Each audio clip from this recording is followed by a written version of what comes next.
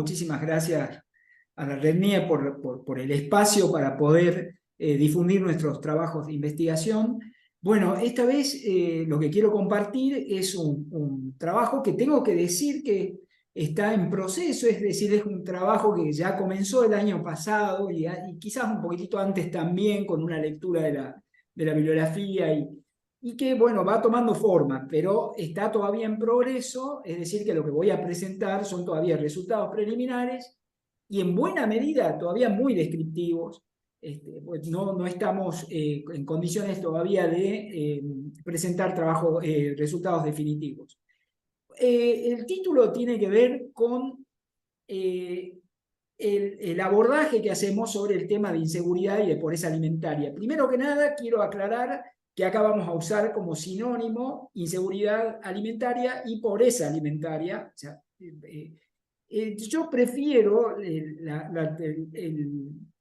hablar de pobreza alimentaria. ¿Por qué digo esto? Porque los temas de inseguridad alimentaria, he notado en la bibliografía, están concentrados en buena medida en áreas que no tienen que ver demasiado con la economía, sino más bien con la nutrición, con aspectos que hacen más a la biología que a la economía. Entonces, digo, me parece más adecuado el término de pobreza alimentaria simplemente por ese motivo, pero se alude también en la literatura a la inseguridad alimentaria. ¿Y por qué hablamos de tópicos? Porque me voy a concentrar en dos temas principales que son las diferencias por género en pobreza alimentaria y en segundo tema que abordo con cierta profundidad es el tema de pobreza por ingresos y relacionado esto con pobreza alimentaria. Ya voy a explicar en su momento por qué me parece que este tema es muy importante y de hecho piensa ser objeto de un trabajo en particular para abordar ese tema específicamente. Bueno, la hoja de ruta para esta presentación, que es muy cortita, digo, vamos a hablar de la motivación y de los objetivos. Voy a dar un vistazo muy rápido al marco conceptual. No voy a hablar demasiado del contexto macroeconómico porque creo que el público acá lo conoce claramente, tiene claro en qué contexto estamos mirando la información que voy a presentar. Ahora les cuento enseguida, cuando veamos con datos y estrategia metodológica, qué periodo voy a estar mirando, los resultados y las limitaciones y qué es lo que pienso hacer de acá en adelante. Eso va a ser la presentación. Vamos a la motivación y los objetivos. Bueno, la motivación tiene que ver con básicamente el ODS 2, el Objetivo de Desarrollo Sostenible 2, que habla de poner fin al hambre. Recordemos que esto se inscribe en la Agenda 2030 de Desarrollo Sostenible, donde hay 17 objetivos y más de 160 metas que habría que cumplir para el año 2030. El Objetivo de Desarrollo Sostenible 2 es poner fin al hambre y ahí es donde anclamos el tema de la pobreza alimentaria. El tema tiene importancia por muchos motivos, pero tiene, desde una perspectiva puramente económica, tiene serias consecuencias económicas y también aborda otros temas de la Agenda 2030 de Desarrollo Sostenible, como son el de la brecha de género. Consecuencias económicas, muchísimas. Ahí están citadas algunas de esas consecuencias, el impacto negativo que ejerce sobre el crecimiento económico, una población que tiene una inseguridad alimentaria importante, sobre la distribución del ingreso. Están al lado de cada uno de estos impactos, está la bibliografía que presenta evidencias contundentes sobre estas temáticas, efectos negativos sobre otros aspectos, como por ejemplo el desarrollo cognitivo, la actividad física, la salud mental. También está asociada la pobreza alimentaria con un manejo deficiente de enfermedades crónicas y otras consecuencias que también afectan el tema del mercado laboral, ausentismo laboral, mortalidad prematura, productividad disminuida, que esa la podemos incluir dentro de los impactos que tendría la pobreza alimentaria en el mercado laboral. Y eso, digamos, si uno mira el paper de Das Ray, ellos lo incluyen en un modelo de esto que estudia también la gente de Bahía Blanca, que es el tema de trampa de pobreza, de equilibrio de bajo nivel, que ahí es donde está este tema de la productividad disminuida, inserción deficiente en el mercado de trabajo, baja productividad, bajos ingresos, ingresos bajos, mayor probabilidad de pobreza alimentaria, y ahí entramos en el círculo que nos mantendría en un equilibrio de bajo nivel.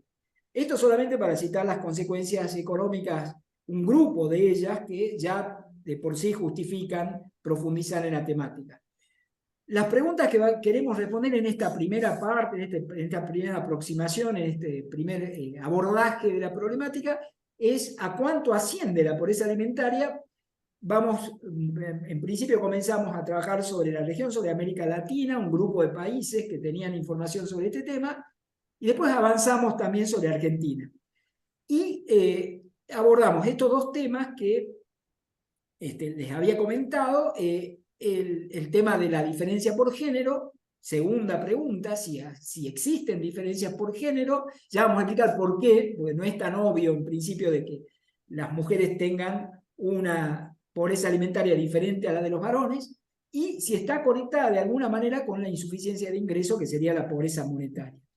El marco conceptual es un marco conceptual microeconómico, el que usamos para aproximarnos al problema, un marco conceptual muy simple, donde suponemos que hay una función de producción de bienestar, que le llamamos B, que estaría en función de la cantidad de bienes alimentarios, de alimentos que consumen las familias, ¿no? Esa función la podemos expresar de la manera en que pueden ver ahí, B en función de Q. Q sería un vector que contiene bienes que forman la canasta, lo que podríamos llamar canasta básica alimentaria.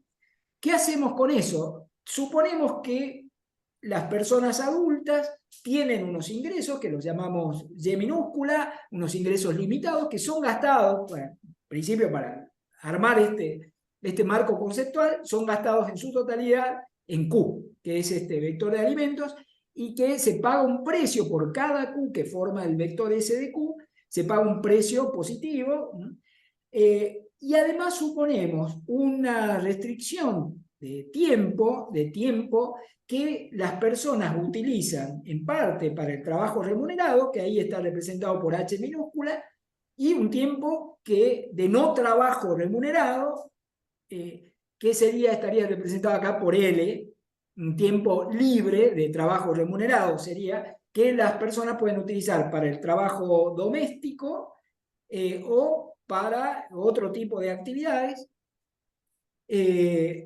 Acá es importante tener en cuenta que T representa el tiempo neto despierto, digamos, de una persona, o sea, el tiempo descontado, el tiempo de sueño, las 8 horas que se suelen suponer para este tipo de cuestiones. Bueno, otro supuesto que hacemos, bueno, de que el ingreso laboral, el IL, como ustedes están viendo ahí, depende de la tasa de salario, que es W, y de la cantidad de horas que la gente dedica al mercado laboral, y de los ingresos no laborales, ¿no? De los ingresos no laborales, que pueden ser por jubilaciones, por transferencias monetarias, becas, alquileres, todo lo que se nos ocurra como ingreso que no dependen del trabajo o del esfuerzo laboral. Con eso hacemos algún tipo de álgebra que nos lleva a la ecuación final, que es la que usamos, digamos, para construir nuestro marco conceptual, que es simplemente una derivación algebraica de todos los supuestos anteriores, donde aparece que la cantidad consumida de Q va a depender inversamente del precio de la mercancía. Esto es casi trivial, digo, es una cuestión básica de la microeconomía, pero aparecen cosas interesantes, porque depende positivamente la tasa de salario de la cantidad de tiempo total que disponen las personas, y aparece inversamente relacionado al costo del tiempo dedicado al no trabajo, ¿no? Y aparece también, bueno, positivamente relacionado con el ingreso no laboral. Dentro de este marco conceptual muy simple, incluimos el conjunto de variables que vamos a tomar como variables fuertemente o débilmente correlacionadas o intuitivamente correlacionadas con la probabilidad de experimentar pobreza alimentaria. Entonces, ¿qué es lo que hacemos? Los datos que usamos son datos que provienen de una encuesta que hace la FAO. La FAO lo que logró es incluir en las encuestas Gallup, que son estas encuestas que se hacen en una muestra chiquitita de varios países, de más de 160 países del mundo, se incluye un cuestionario. Ahora vamos a ver cuáles son las preguntas. Se incluye un cuestionario de 8 preguntas que han sido testeadas. Bueno, hay una serie de trabajos sobre esta temática. Y de ahí tomamos los datos de América Latina y también de Argentina. Los últimos datos corresponden al año 2022, pues los del 2023 van a aparecer recién en julio de este año, que vamos a tener disponible para actualizar los cálculos que se presentan aquí. La otra fuente de datos interesante es la encuesta nacional de estructura social, que esta es la que explotamos con mayor fuerza para ver el caso argentino, que se hizo en el año 2015. Nos viene muy bien que se haya hecho en ese año porque justamente los ODS se aprobaron ese año, es la Agenda 2030 de 2015, es decir, que esto funcionaría como un punto de partida del trayecto que nos llevaría al 2030 con la meta esta del hambre cero. Entonces, la encuesta nacional de estructura social nos permite ver la situación en el punto de partida.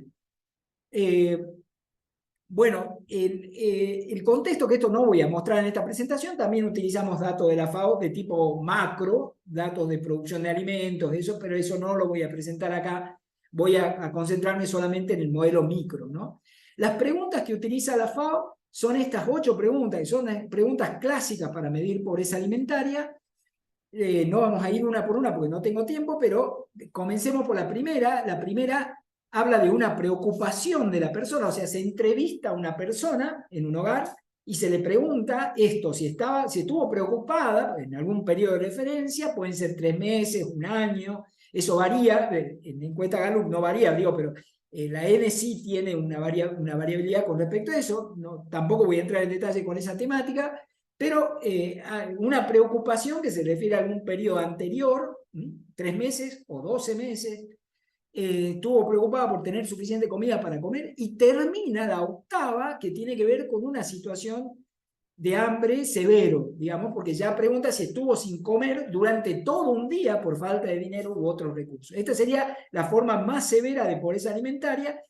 Es un gradiente que va de la forma más leve, esta preocupación, a la forma más severa, que es si se quedó sin comer un día. Entonces, tenemos así un gradiente que va de menos a más. La ENES no tiene estas 8 preguntas. Lamentablemente, se incluyeron solamente 3 preguntas en la encuesta nacional de estructura social, y ahí está la pregunta. También habla, pero ya va directamente al tema de falta de alimento, porque dice, comieron menos, o dejaron de comer en el desayuno, en la cena, porque no tuvieron alimentos. O sea, ya está como la parte media de la escala que plantea la FAO. Y termina en el episodio de que la pregunta 8 de la FAO, que pasaron sin comer durante todo un día. Bueno, con estos son las herramientas empíricas que utilizamos. Y acá la metodología consiste, bueno, volvamos al modelo micro. Ahí ese modelo micro muy simple nos permite diferenciar entre variables directas y variables indirectas.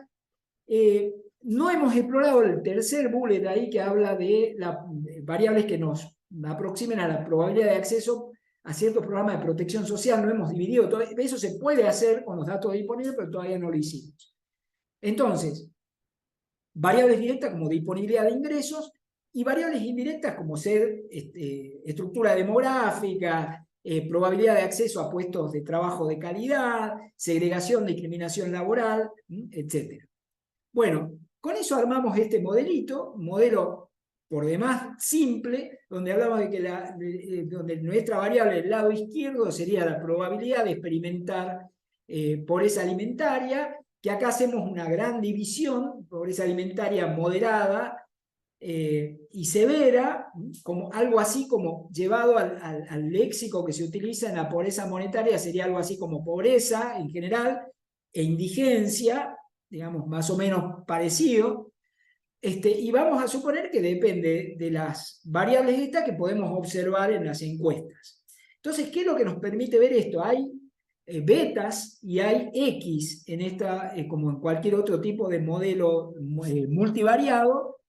Y lo que hacemos también en una parte del trabajo, hacemos una descomposición sencilla para ver qué parte de las brechas estas que vamos a identificar de pobreza alimentaria podemos asignarle a las X, a las dotaciones le podríamos llamar de la población, y qué parte nos quedaría sin explicar por esas dotaciones que uno podría adjudicarle a las betas, que estas betas serían como, en términos de Amartya Sen, sería como la capacidad de conversión de una dotación en un resultado, en un funcionamiento, que sería estar fuera o no tener pobreza alimentaria.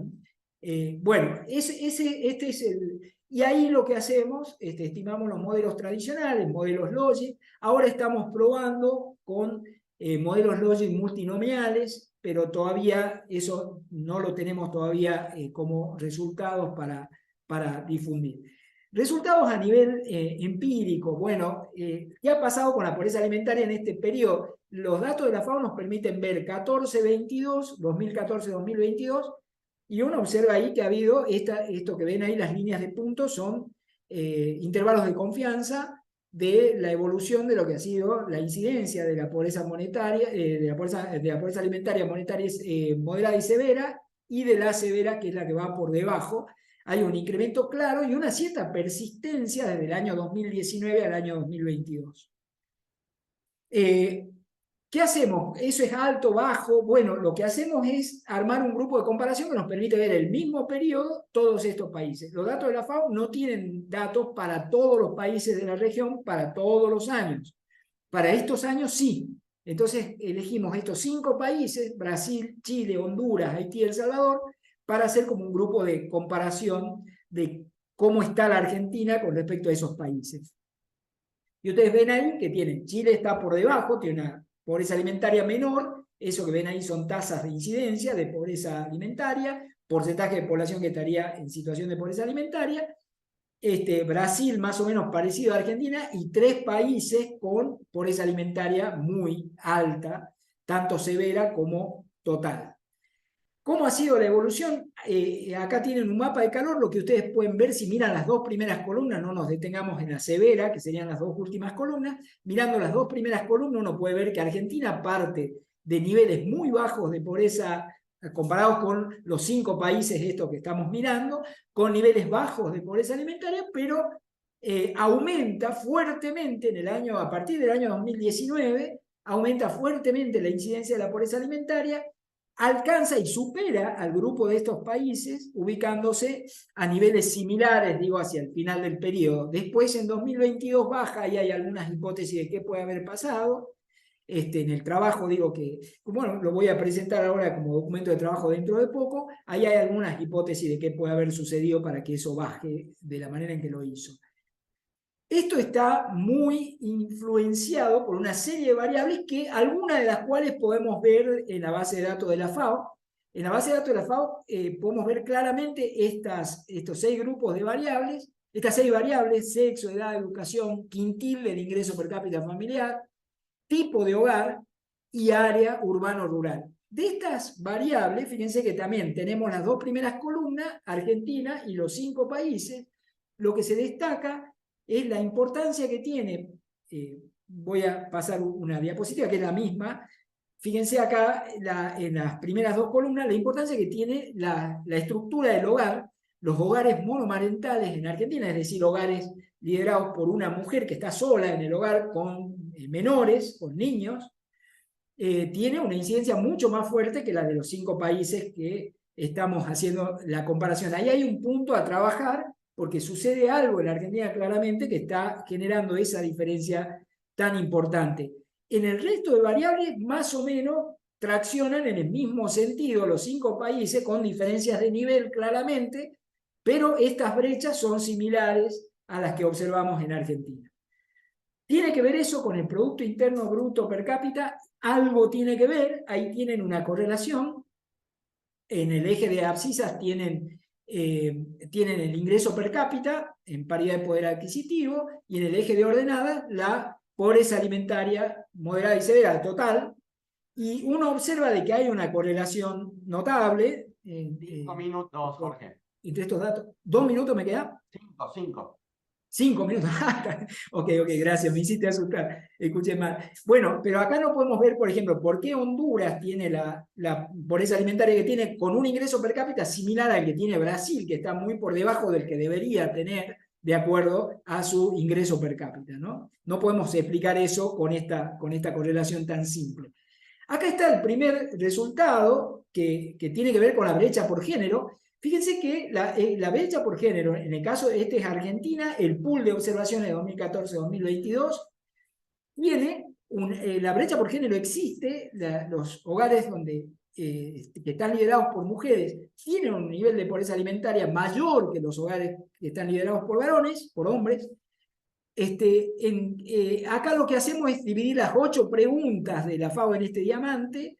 Fíjense que comienza por la preocupación, en la parte alta, va a alimentos quizás no tan saludables, variaciones en la calidad de los alimentos, variedad, si salteó alguna comida, si están comiendo menos, si tienen menos alimentos, si han sentido hambre, o la última, que es la más severa de todas, si han pasado sin comida durante todo un día. Entonces, si uno va mirando como las agujas del reloj este diamante, uno observa que la brecha por género va disminuyendo a medida que nos acercamos a los niveles de inseguridad alimentaria más severa.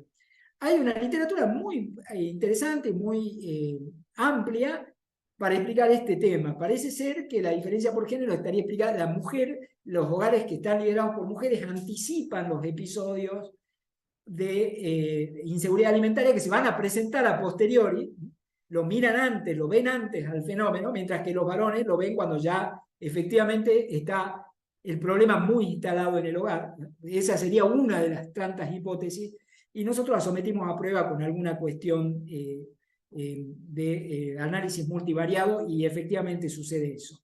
Bueno, ¿qué es lo que observamos en Argentina ya con datos de la ENIS? Observamos la brecha por género, muy importante. Fíjense que 18% nos da la media para mujeres, 12% aproximadamente la media para varones, con una brecha bien importante. En caso de la pobreza alimentaria severa nos da 5 para mujeres, 3 para varones, también una brecha por género significativa.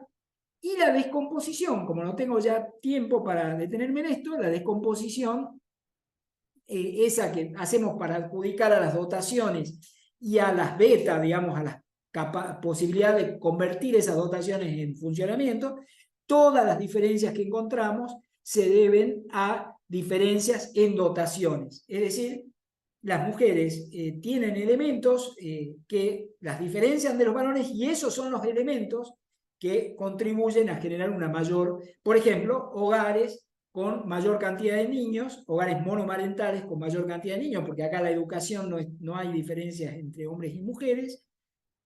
Bueno, y así. Son diferencias explicadas, se diría en un lenguaje más bien de Heckman. Y en cuanto, voy a usar mi último minuto en mostrar la correlación con esto. Estos son la pobreza alimentaria según quintiles de ingreso, que es el otro elemento que exploramos con cierta profundidad.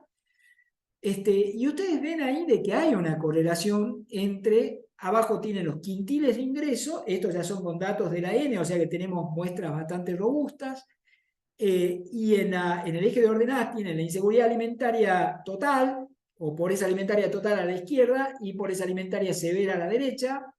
Y ustedes ven ahí de que hay una correlación, es decir, a mayores ingresos, menor prevalencia de la pobreza alimentaria, pero no hay una correlación estricta, digo, o sea, hay parte, ¿qué queremos decir como mensaje final de esto? Que el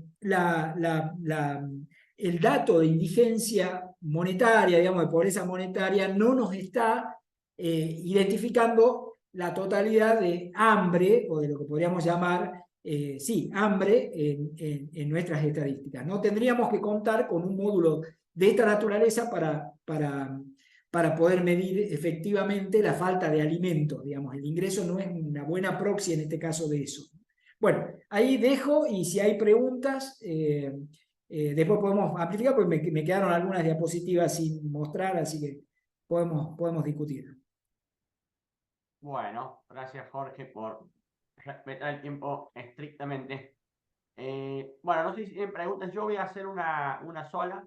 Respecto al último gráfico, entiendo entonces esa incidencia de pobreza alimentaria en hogares de mayor nivel de ingreso, que uno le suena raro, es más bien por cuestiones quizás de calidad de los alimentos y de ese tipo de variables, más que por el no haber comido. Claro, el no haber comido está expresado en este gráfico de la derecha, es decir, la pobreza alimentaria severa son los dos últimos peldaños, si vos querés, del cuestionario de la FAO, que es, bueno, te salteaste alguna, dejaste de desayunar, dejaste de cenar, o directamente pasaste todo un día sin comer. Ese sería el de la derecha, y ahí ves que la correlación, los dos primeros quintiles, el primer quintil estaría muy muy fuertemente asociado a ese tipo de situación, pero el quintil 2 ya no tanto. Después se aplana, es decir, la pobreza no se hace cero la pobreza alimentaria, es decir, hay personas que son pobres por ingreso, pero que no tienen situaciones de hambre, y a la vez también se da eso, de que hay personas que no son pobres y que sí tienen algún elemento de pobreza alimentaria, ¿no? La situación menos severa de preocupación, de calidad de alimentos, de cambios de dieta, y eso lo tenés en el lado izquierdo, que ahí se juntan las dos cosas, la privación severa y la privación de este tipo, que es comprar alimentos más baratos, disminuir la calidad de la dieta y ese tipo de cuestiones. A ver. Bueno, ¿alguien, alguna otra pregunta?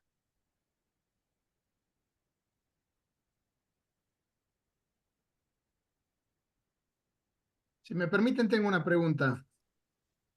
Hola, ¿cómo estás, Adrián? ¿Cómo te Hola va? Jorge, ¿cómo estás? ¿Cómo Tanto tiempo. estás? Gusto verte. Gracias, Jorge, la igualmente. pregunta es más bien de tipo metodológica. Sí, Capaz que lo has dicho y a mí se me ha pasado, pero me parece que no.